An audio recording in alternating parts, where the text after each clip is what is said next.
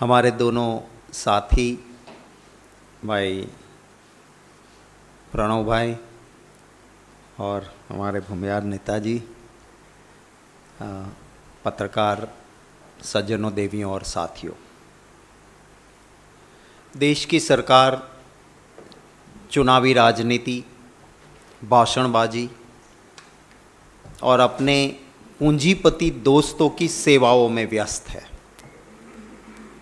और देश की जनता बहुत सारे मोर्चों के ऊपर लड़ाई लड़ रही है, अपना दुखड़ा रो रही है और उन मुसीबतों के सामने चाहे किसान हो, रोजगार मांगने वाला युवा हो, आम देशवासी या वो चूल्हे पे रसोई बनाने वाली कोई महिला हो या कोई पेट्रोल या डीजल डलवाने वाला व्हीकल का चालक हो, सब दुखी है। और इन दुखों के बीच में मैं आज आपके साथ एक बहुत बड़े गंभीर विषय पे, जिसके ऊपर सरकार अनदेखी कर रही है और शायद ऐसी अनदेखी की वजह से ही हमारे देश में ज़्यादा समस्या बढ़ी है, और वो है आखिरी 24 घंटों में विद इन लास्ट 24 आवर्स, आखिरी 24 घंटों में 25,000 कोरोना के नए केसेस आए हैं, सिर्फ ये आखिरी 24 घंटों में। और इन्हीं आखिरी 24 घंटों में ये दुख के साथ कहना पड़ रहा है कि 140 नए मृत्यु कोरोना की वजह से हुआ है।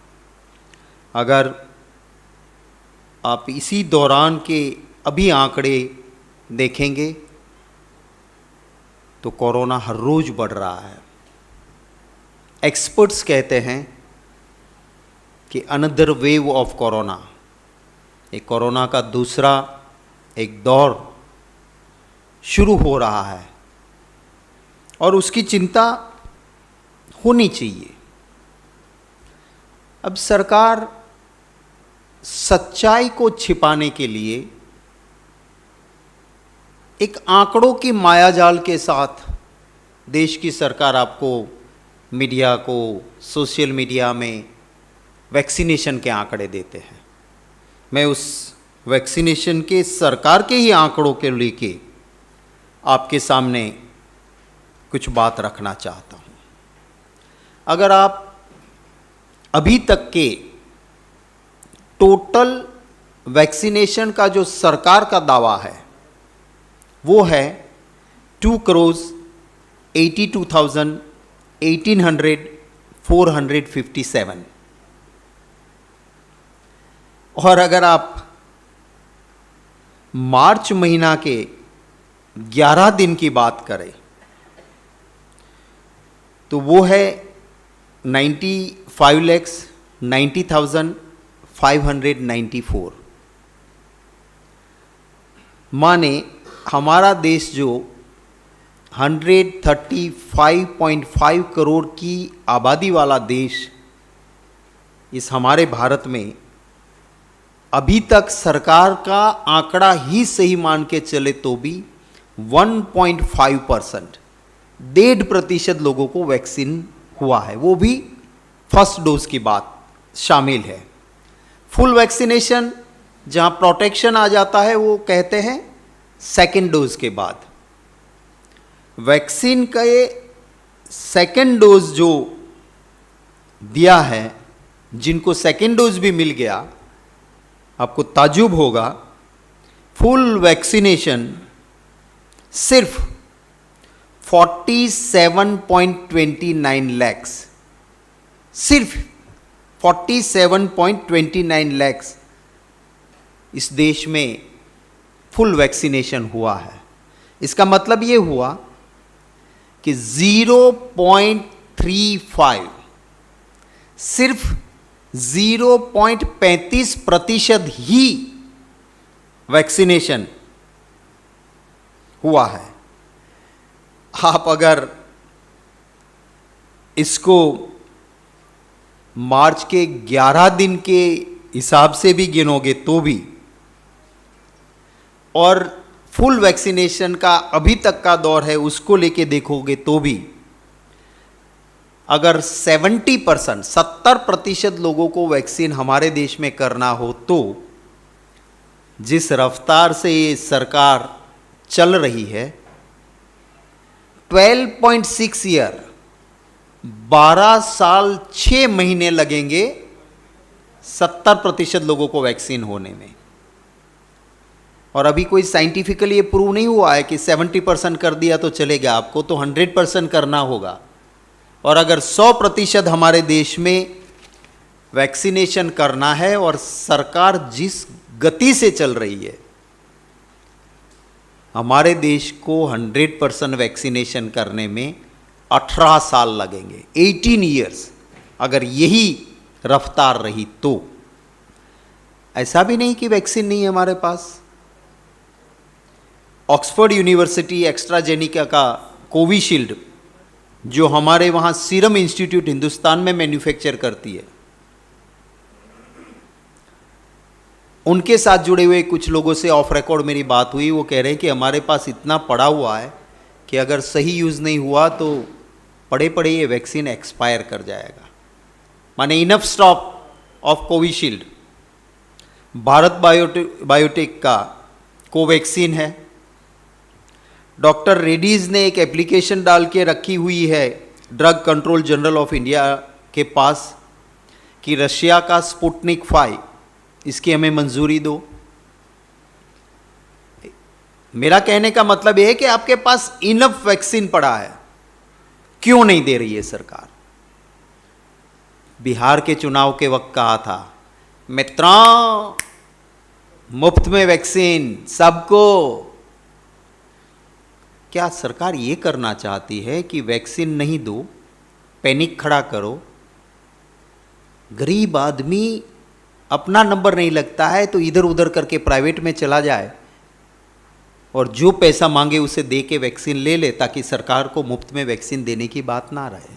क्या ये मंशा है उसकी? मेरा सीधा सवाल है। मैं विरोधी दल के कार्यकर्ता के नाते उनके ऊपर एलिगेशन कर दूं, ऐसा नहीं है। मैं रिस्पेक्ट करता हूं हमारी हायर जुडिशरी को और दिल्ली हाई कोर्ट के उस फैसले को सैल्यूट करता हूं, जिन्होंने कड़े लफ्ज़ों में दिल्ली हाई कोर्ट की डिवीज़न बेंच ने कहा कि तुम कर क्या रहे हो?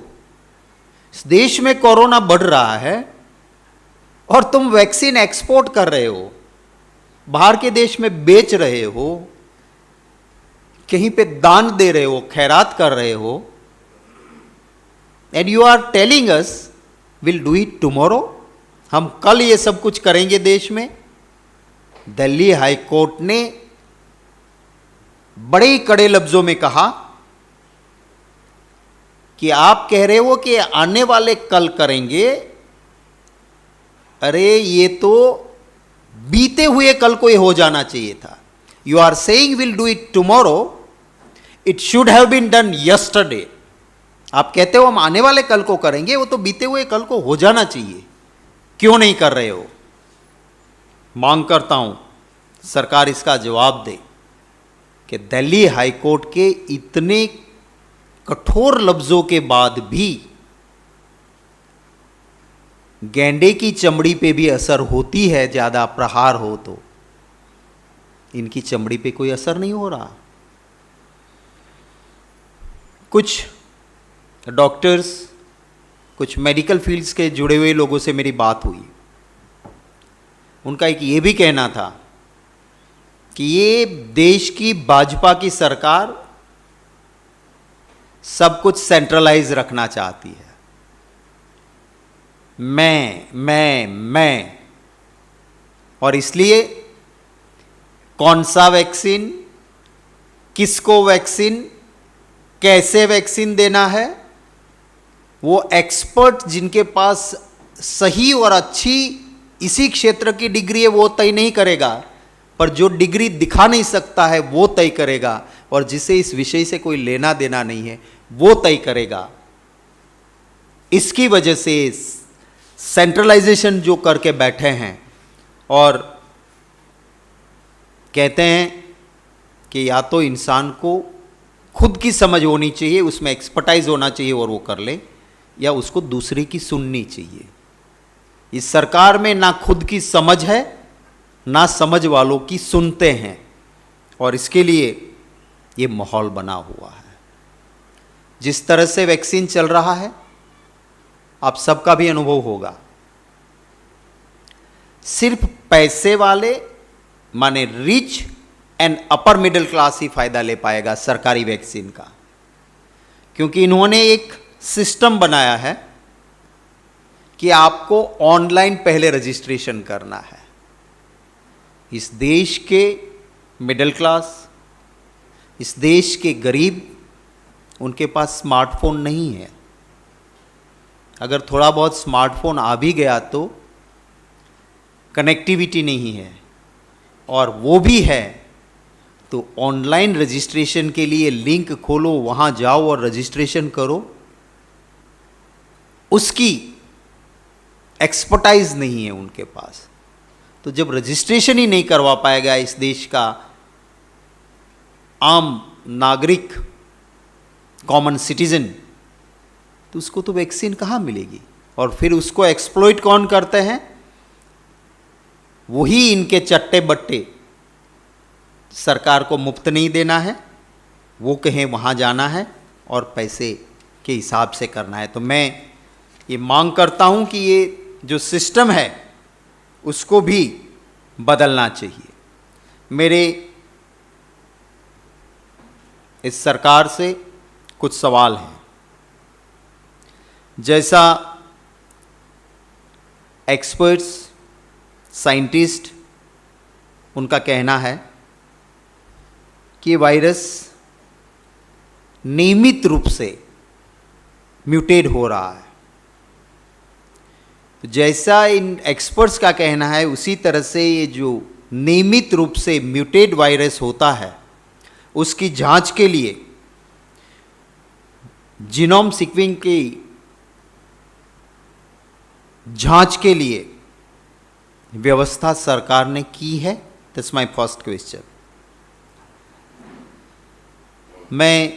मेरा दूसरा सवाल है कि सरकार जिस गति से चल रही है, मैंने आपको कहा कि 18 साल लग जाएंगे, जिसके लिए कोई विलंब के लिए कोई वजह नहीं है।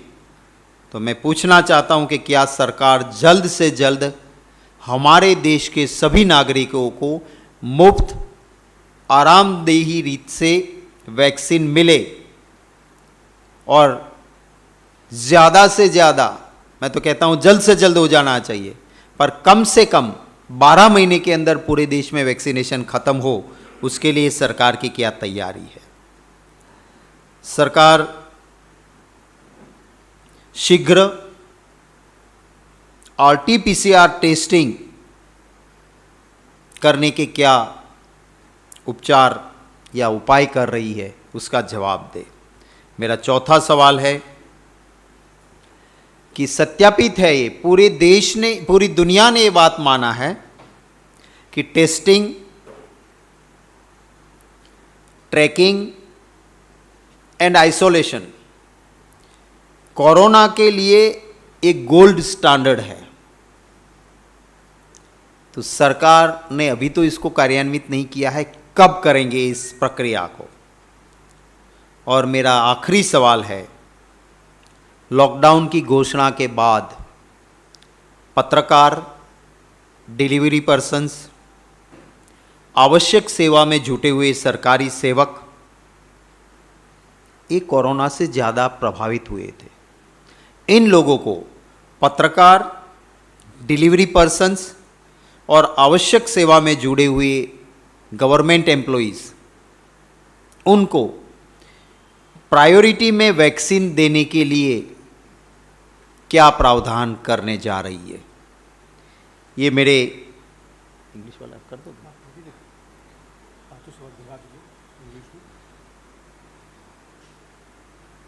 My questions to the Modi government: as the experts and scientists suggest, with the various mutating viruses emerging as government scaled up genome sequencing to identify newer variants.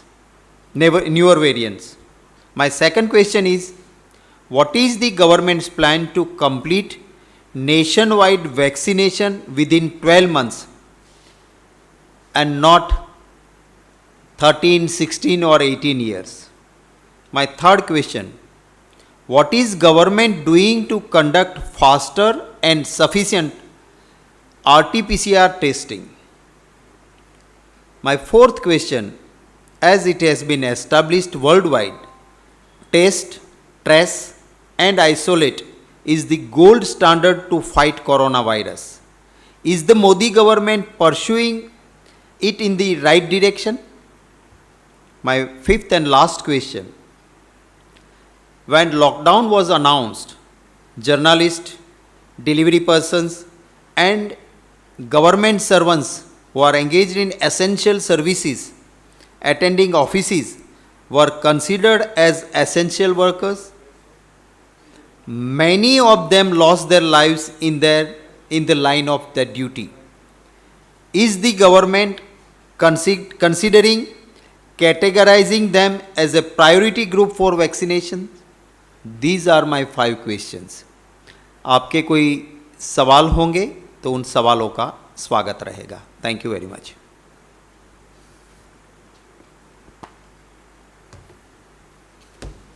Thank you.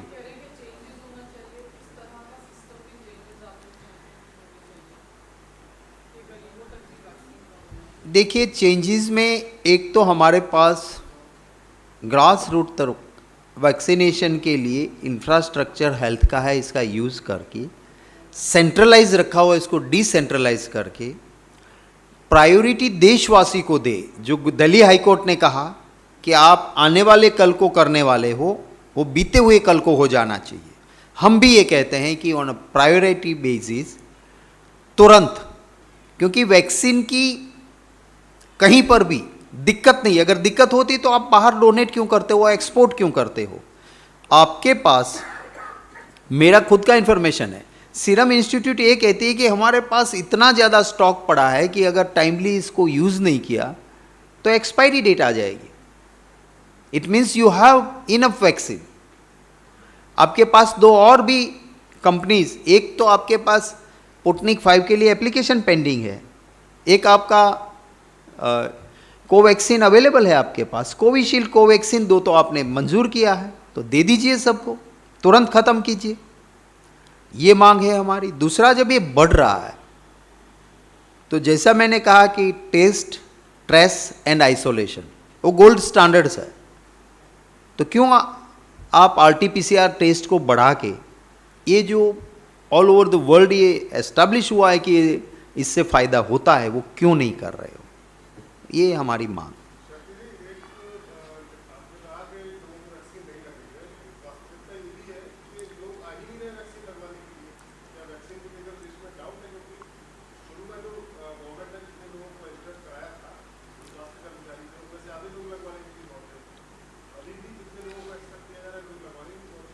देखिए, 2 किस्म की चीज़ है. एक, अभी भी किसी के मन में डाउट है, वो नहीं आएंगे, पर आपका सिस्टम ऐसा बना के रखा है कि आपके पास आना चाहता है, उसके लिए आपके पास जगह नहीं कि तुम ऑनलाइन रजिस्टर करवाओ, अभी तुम्हारे पास नहीं है, अभी तुम्हारा नंबर नहीं आया है. तो कम से कम उनको तो कर दे, फ्री कर दे, सब जगह पे लगा के, कैंप लगा के. क्यों नहीं हो सकता है? सरकार की मंशा ठीक हो तो रास्ते तो है ही. सर, जिन राज्यों में आपकी सरकार है, वहाँ पे क्या कोई अल्टरनेट व्यवस्था टीकाकरण को लेकर की गई हो, चाहे वो ऑनलाइन रजिस्ट्रेशन से जुड़ी हुई कोई सुविधा हो, ताकि वो लोग जो इंटरनेट जिनको एक्सेस नहीं है या उतने पढ़े लिखे नहीं जानते, उनको आपने करवाया हो? कोई ऐसा मॉडल हो जो आपके स्टेट्स में हो, जो आप रखना चाहें? देखिए, यही मैं कह रहा हूँ ना, सेंट्रलाइज किया हुआ है. जो भी गाइडलाइन आती है वो यहीं से आती है और इसको फॉलो करना है. SOP यहाँ से बनती है दिल्ली से, इसको स्टेट को फॉलो करना है. आप इसको आप दे दीजिए, हमारी सरकारें मांग रही हैं कि दो हमको वैक्सीन, जहाँ है हमारी सरकारें मांग रही हैं। छत्तीसगढ़ कह रही है कि हमको कोविशील्ड दे दो पूरा, हम लगवाने को तैयार हैं। छत्तीसगढ़ कह रहा है कि हमें व्यवस्था हमारे पास हम खड़ी कर देंगे। बोले नहीं, हम जो कह रहे हैं उसी लाइन पे करो। तो इसीलिए मैं कह रहा हूँ कि ये डिसेंट्रलाइज होना चाहिए। ये सेंट्रलाइज करके ये जो बैठे हैं ऊपर पूरा सुल्तान बन के, वो सुल्तान ना बने। लोकतंत्र में डिसेंट्रलाइजेशन ऑफ पावर ऐसे वक्त पे बहुत ज़रूरी होता है, और वो करें, पैसे दें राज्य सरकारों को। उनके अधिकार के जीएसटी के भी पैसे नहीं जा रहे हैं उनको। आप जो आप कर रहे हो वही करने के लिए उनके हाथ बांध के मत रखो, उनको करने दो। विल एस्टैब्लिश अ मॉडल जो पूरे देश में, जैसे कि राजस्थान में कांग्रेसनी सरकार ने भीलवाड़ा में ऐसा काम किया कि WHO से टीम आई कि भीलवाड़ा मॉडल हमें दुनिया में लागू करना है। प्रधानमंत्री जी को भी राजस्थान सरकार के भीलवाड़ा मॉडल का प्रशंसा करना पड़ी। अशोक गहलोत जी की कांग्रेस की सरकार ने करके दिखाया। देश के लिए एक एग्जाम्पल पंजाब में कैप्टन अमरिंदर सिंह जी की सरकार ने किया कि उन्होंने वृद्धों का पेंशन सीधा डबल कर दिया। तो हम तो करते हैं जहां हमें करने की छूट मिलती है। वैक्सीन में हमारे हाथ बांध के रखें कि जो सेंट्रल कहता है वही करो। तो सेंट्रलाइज पावर है उसको डिसेंट्रलाइज करें, तो हम मॉडल भी देंगे। सर, ये सेंट्रल गवर्नमेंट के जो सेक्रेटरी, हेल्थ सेक्रेटरी है, he says that it is the state who demand the vaccine, it is not the centre who sends it, it is on their Uptake, it is stored in their store house, but it is the state that demand, उनकी जितनी demand होती है उस हिसाब से देते हैं। I have already mentioned that just 2 days back there was a statement from the Chhattisgarh government that we have asked for Covishield vaccines, and as per our demand the Covishield is not provided to us, and that's why we are unable to go ahead with the maximum number of the persons. तो दे दें, हम कहते हैं हम तो मांग रहे हैं, जहाँ मांग रहे हैं वहाँ दे दो, ख़त्म। और SOP भी आप मत रखो, स्टेट के ऊपर छोड़िए। आप उनके पैसे दे दीजिए। आप ना तो स्टेट को पैसा देते हो और ना तो स्टेट को आप फ्रीडम देते हो। और फिर आंकड़ा कुछ होता है तो ऐसे जैसे कि आप ही आका हो, आप ही सुल्तान हो, आपने ही कर दिया।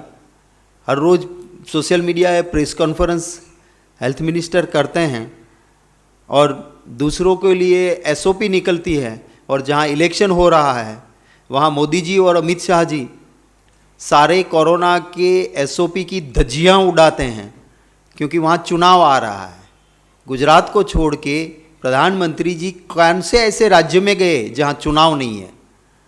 तो आपको हर वक्त ऐसे वक्त भी सिर्फ चुनावी राजनीति करती है, तो देशवासियों की भी चिंता थोड़ी बहुत करो। चुनाव में करो चुनावी राजनीति, हमें दिक्कत नहीं है, पर देशवासी जब पूरा देश इसमें चिंता का विषय है। हम कह रहे हैं कि 24 घंटे में 25,000 नए केसेस आना, और फिर भी आप आंख बंद करके बैठते हो। गुजरात में आपको आपका स्टेडियम का कार्यक्रम करना है तो आप अनदेखी कर देते हो, और उसके बाद आज पूरे गुजरात में कोरोना वायरस के केसेस बहुत बढ़ रहे हैं और सरकार चिंतित है कि आंकड़ों को कैसे छिपाया जाए। छिपता नहीं है आंकड़ा, तो यही तो है।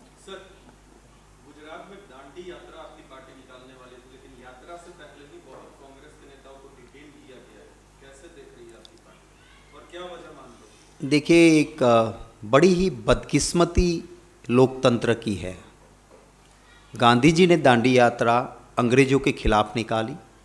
लोकतंत्र नहीं था, अंग्रेजों का शासन था, ये देश गुलाम था। पर जब दांडी यात्रा निकली, अंग्रेजों ने दांडी यात्रा रोकी नहीं थी, दांडी यात्रा को मंजूरी दी थी, और दांडी यात्रा अंग्रेजों के वक्त में भी निकली। आज देश में ये कैसा लोकतंत्र है? अंग्रेज सल्तनत के खिलाफ जब देश आज़ाद नहीं था तब कांग्रेस यात्रा निकाल सकी थी। आज आज़ादी के बाद यही विचारधारा, यही कांग्रेस पार्टी, हम कोई राजनीति तो नहीं कर रहे थे, हम ट्रैक्टर से यात्रा निकाल रहे थे, हम गांधी विचारधारा का प्रचार कर रहे थे, हम किसान जो दिल्ली की बॉर्डर पे शहीद हो रहे हैं दुखी होके लड़ रहे हैं, 3 काले कानून देश को बर्बाद कर रहे हैं, उसकी असलियत कहीं बता देंगे तो नहीं बताने देनी है। चाहे दुनिया भर में बांग्लादेश से भी गया गुजरा लोकतंत्र हिंदुस्तान में है ऐसा कोई कहता है और उसके प्रमाण मिलते हैं, तब भी हमारी यात्रा को, ट्रैक्टर यात्रा के ऊपर अत्याचार होता है। वही स्वतंत्र सेनानी परिवार से आए हुए लोग हमारे सेवा दल के साथियों का हड्डियां पुलिस तोड़ देती है, ट्रैक्टर में से हवा निकाल देती हैं, मेरे नेताओं को गिरफ्तार किया जाता है। मैं मानता हूं कि इससे बड़ी बर्बरता और इससे बड़ा लोकतंत्र का कोई अपमान नहीं हो सकता है। और प्रधानमंत्री जी 2002 से 2010 तक एक आरटीआई निकला है, आप देख लेना, कभी गांधी आश्रम में सिवाय के वाजपेयी जी, मनमोहन सिंह जी, राष्ट्रपति जी, ये कोई गया और मुख्यमंत्री के नाते साथ जाना पड़ा तो गए, बाकी एक बार भी गांधी आश्रम नहीं गए थे। गांधी जी की विचारधारा को अगर आज दिल से आरएसएस और मोदी जी मानते हैं तो मैं धन्यवाद करूंगा, उनका स्वागत करूंगा। ये वो लोग हैं जो ना तिरंगे को मानते थे ना गांधी विचारधारा को मानते थे। ये वो विचारधारा है जिसने कांग्रेस की विचारधारा के स्वतंत्र सेनानी के खिलाफ अंग्रेजों के पिट्ठू बन के, गवाह बन के स्वतंत्र सेनानी के खिलाफ लड़े थे, वो थे। पर वो भी अगर आज दिल से दांडी यात्रा निकालते तो कांग्रेस की दांडी यात्रा को रोकते नहीं। ये उन्होंने प्रमाण दे दिया कि हम दांडी यात्रा निकालते हैं ना, वो तो सिर्फ ये देश में युवा रोजगार मांगता है, किसान बर्बाद है, महिला को गैस छोड़ के चूल्हा लकड़ी से जलाना पड़ रहा है, पेट्रोल डीजल के गैस के दाम आसमान छू रहा है, वहाँ से अटेंशन डाइवर्ट करना है। सो अटेंशन डाइवर्ट के लिए गांधी है, गांधी विचारधारा के लिए नहीं है। उस बात का सबूत दे दिया हमारी दांडी यात्रा को रोक के। बीजेपी ने 4 अपने सांसदों को पश्चिम बंगाल में उतारा है जो विधानसभा का चुनाव लड़ेंगे। बाबुल सुप्रियो, लॉकेट चैटर्जी और निशित प्रमाणिक और स्वप्ना दास गुप्ता। तो कैसे आप देखते हैं कि सांसद जो है उनको उतारा है, फुल सॉर्टर भी नहीं जा रही है। डूबता क्या नहीं करता। बीजेपी ने वहाँ इलेक्शन को हाईफाई बनाकर किसी भी तरह, चाहे राम का मरे चाहे रहीम का मरे, मेरी वोट बैंक भरे, चाहे मेरा सांसद लड़े, चाहे किसी का पांव टूटे, किसी को गाली भी दूं, पैसे भी डालूं, मिसयूज करूं पावर का भी, पर मेरी वोट बैंक भरे। ये सब कुछ करने के बावजूद जब बात नहीं बन रही है तो जैसे कहता है कि डूबता तिनके का सहारा लेता है, उसी तरह से ये लास्ट मिनट के ऐसे हथकंडे भी वहाँ हो रहे हैं। वो कहते हैं कांग्रेस के पर हल्ला बोल करते थे ना, कैप्टन कौन? मैं पूछता हूँ, वेस्ट बंगाल में मोदी जी कैप्टन कौन? बता दो। रोहित साहब, इसी से जुड़ा हुआ एक सवाल है, कांग्रेस को किसका सहारा है? उनको तो आप कह रहे हैं कि तिनके का सहारा है, आपको किसका सहारा? अब तक राहुल गांधी नहीं गए हैं, अब तक कोई बड़ा चेहरा नहीं गया, प्रियंका गांधी असम गई, अभी तक बंगाल नहीं गए, तो कौन लोग जाएंगे? जाएंगे, मैं खुद भी जाऊंगा, बड़े बड़े लोग भी जाएंगे और मेरा जैसा कार्यकर्ता भी जाएंगे। 5 स्टेट में चुनाव है, पार्टी तय करती है। हमारी विचारधारा का सहारा है, हमारे अलायंस पार्टनर का हमारा सहारा है और बंगाल की जनता का सहारा है। और उन्हीं के सहारे हमने हार भी देखी है, हमने जीत भी देखी है। हमने कभी अहंकार ना किया है, ना हम मायूस बन के रो धो के बैठे हैं। हम लोकतंत्र में आखिर में जनता जनार्दन है, लोग तय करते हैं किसको बिठाना किसको हटाना। हमने कभी अहंकार से मित्रों इतनी सीट, भाई बहनों, ये हमारा स्वभाव नहीं है। सर, ममता बनर्जी के ऊपर जो हमला हुआ, आयोग कह रहा है कि वो एक एक्सीडेंट है, गाड़ी का से उनको चोट लगी। देखिए, मैं संवैधानिक संस्थाओं के जो भी है उसके पर ज़्यादा कुछ नहीं कहता चाहता हूँ। पर ये सरकार जिस तरह से सेंट्रल की चलती है, चुनाव आयोग में भी पूरे आयोग का गठन नहीं हुआ, कितने महीनों तक चला था आप में सब जानते हैं। आखिर में लोकल जो भी इन्वेस्टिगेशन इंक्वायरी होगी, मैं इतना ज़रूर कहता हूँ कि सबको अपनी विचारधारा और अपने मतों पे, हमने कभी मोदी जी एक चुनाव के वक्त हरेन पंड्या की टिकट नहीं कट रही थी तो अस्पताल में भर्ती हो गए थे कि हम हरेन पंड्या की जगह दूसरा जब तक नॉमिनेशन फाइल नहीं करेगा, मैं बीमार हूँ, अस्पताल में हूँ। और जैसे ही हरेन पंड्या की टिकट काट के दूसरे का नॉमिनेशन फाइल हुआ, वो अस्पताल से बाहर आ गए थे। ना हम कभी ऐसी राजनीति करते हैं, ना हम दूसरों को ऐसे चश्मे से देखते हैं। सर, दो सवाल है सर। संयुक्त, जैसा कि आप जानते हैं, संयुक्त किसान मोर्चा के कई बड़े नेता बंगाल के दौरे पर हैं।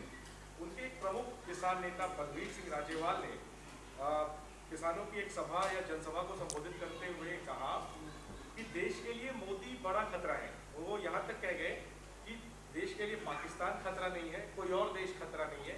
उन्होंने देश के लिए सबसे बड़ा खतरा मोदी को बताया। इस पर कांग्रेस की क्या प्रतिक्रिया है? क्या आप लोग इस पर कुछ कहना चाहेंगे? देखिए, मैं कांग्रेस पार्टी का प्रवक्ता हूँ, मैं किसी इंडिविजुअल का या किसी और गुट का प्रवक्ता नहीं हूँ। तो उन्होंने किस संदर्भ में क्या किया कहा वो मुझे पता नहीं है। पर मैं ज़रूर कहता हूँ कि अगर इस देश को, जो देश में यूनिटी इन डाइवर्सिटी, हम अगर ऑस्ट्रेलिया की मैच इतिहास बना के हम जीत के आए, तो क्यों जीत के आए? क्योंकि वहाँ पे एक सिख, एक हिंदू, एक मुसलमान और एक ईसाई, 4 खिलाड़ियों, बेस्ट परफॉर्मर चारों थे। वो चारों सिख, मुसलमान, ईसाई और हिंदू साथ मिले थे, तब ऑस्ट्रेलिया में हमारी क्रिकेट की टीम जीत के आई थी। ये यूनिटी है। अगर कोई भी वोट बैंक की पॉलिटिक्स के लिए ये सब दिलों को तोड़ने की बात मजहब के नाम पे, जात के नाम पे, प्रांत के नाम पे करते हैं, तो खतरा देश के लिए बड़ा हो सकता है। उसमें मैं या कोई भी इसको डिनाई नहीं कर सकते कि देश टूटेगा, देश कमज़ोर होगा। और जिस तरह से मैं मेरी आस्था है, मेरी कुल देवी है, मेरे भगवान है, उसकी प्रार्थना करता हूँ, पूजा करता हूँ, पर मैं उसको इतना सस्ता नहीं करता हूँ कि मेरे राजनीतिक रोटी के लिए मैं इनको बाज़ार में उतारूँ। वो मैं नहीं करता हूँ, वो कांग्रेस का संस्कार नहीं है। अगर वो कोई करते हैं तो उससे लोकतंत्र और देश को खतरा ज़रूर हो सकता है, कोई भी करे।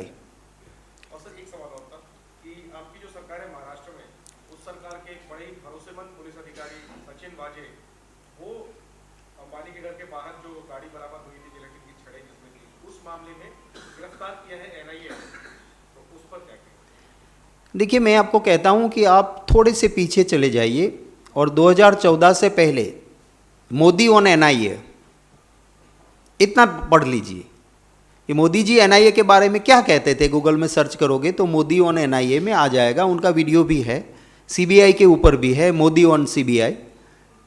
तो संस्थाएं तो वही है, फर्क इतना है कि मोदी जी मुख्यमंत्री थे, आज प्रधानमंत्री है। तो अब क्या होगा वो उनको देखना है। आप सवाल उठा रहे हैं NIA की गिरफ्तारी पे, NIA की कार्रवाई पे आप सवाल उठा रहे हैं? मैं सवाल उठा रहा हूँ इस देश की जो सरकार है उस पे। उन्होंने हर जगह पे कहीं ना कहीं संस्थाओं को, ED, CD, CBI, NIA ऐसी संस्थाओं का उपयोग शुरू किया है, वो ठीक नहीं है। पर्टिकुलर केस में इन्वेस्टिगेशन इज़ गोइंग ऑन।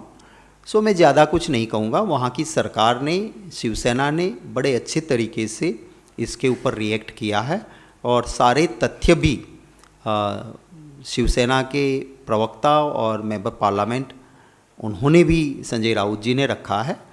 तो वो पार्टी सक्षम है, हमारे साथी हैं, वो जवाब दे रहे हैं। Thank you very much. Thank you.